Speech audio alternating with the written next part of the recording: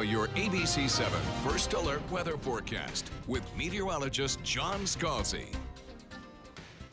So we're looking at temperatures that are coming in at about 75 degrees with a dew point value the same. That gives us 100% relative humidity, and there's plenty of moisture, not only at the surface, but aloft as well.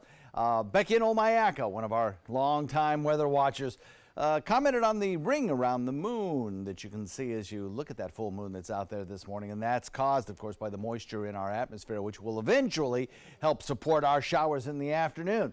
But there'll be plenty of sunshine around to start the day, despite the fact that we have moisture in the air. We also have a big ridge of high pressure kind of suppressing the growth of clouds. So we won't have much to start with in terms of clouds, but by noontime, a few building clouds will start to form, and then those will lead to the showers and thunderstorms in inland areas first, and then they drift toward the Gulf waters as we head into the later afternoon and early evening.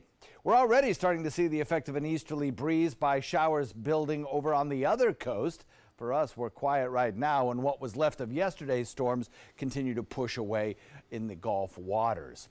High pressure, the dominant weather feature for us, brings us this easterly wind flow. A stalled frontal boundary located just to our north will be one of the steering mechanisms for this area of low pressure located just to our north as well, which could bring more rain showers to coastal Carolinas, places where flooding in certain places has just started. So the last thing they need is more rain, and they're watching that very carefully, that storm. Easterly wind flow for us today takes those showers, brings them to our coast, where they meet our west coast sea breeze and start to build into thunderstorms. Hot, muggy afternoons, west moving storms. But calm in the tropics for Florida right now. No systems nearby. The Futurecast shows the timing of these storms. By 9 o'clock, quiet. Drive time looks good. By around noontime, we'll start to see some clouds building in inland areas. And by 3 or so, the first few showers and thunderstorms will start to form in inland areas. And they will gain intensity as they encounter our sea breeze and they move out into the Gulf waters. As far as this area of disturbed weather, that's disturbance number one that the Hurricane Center is watching. It does have some potential for developing, and all computer models suggest, at least initially, a northward motion, about a 50% chance of it developing as it gets close to the Carolina coastline. Models are coming into better agreement with kind of recurving this back out into open waters of the Atlantic as it gets very close to the Outer Banks.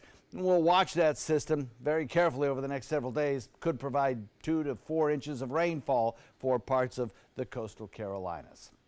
So as we head into the next several hours, we'll start to watch the beginnings of a westerly wind develop. That'll be our sea breeze, which will eventually turn into showers and thunderstorms. About a 40% chance of that later today. And over the next several days, I think it's going to be kind of the status quo. 30% chance of showers should take us through the weekend, with daytime high temperatures above average around 90. And in fact, that trend really carries on into the beginnings of next week.